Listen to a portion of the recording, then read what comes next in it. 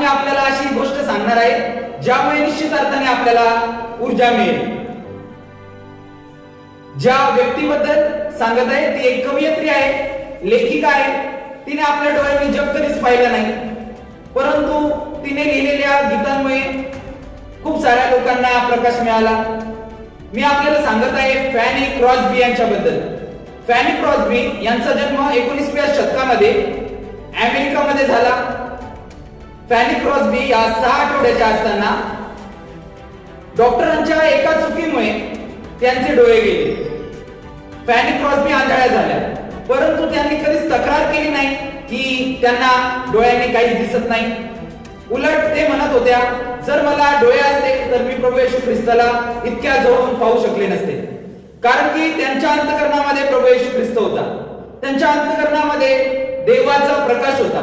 आणि म्हणून त्यांनी 8000पेक्षा जास्त गीतं लिहिली, विविध आर्टिकल्स लिहिली. त्यांचे काही गाणे खूप प्रसिद्ध झाले. त्यापैकी एक गाणं लाखो करोडो लोकांपर्यंत पोहोचलं आणि ते गाणं आज देखील इंग्रजी चर्चमध्ये गायलं जातं. आणि ते गीत म्हणजे blessed assurance Jesus is mine.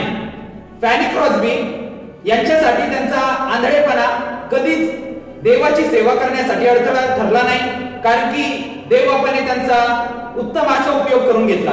मी आपल्याला सांगू इच्छितो, आपला कमकुवतपणा कधीच देवाची सेवा करण्यासाठी अडथळा ठरत नाही.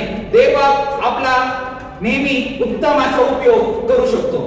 आणि म्हणून आपण आपलं हृदय, आपलं जीवन देवबापाकडे सोपूया, देवबापाच्या हातात सोपूया.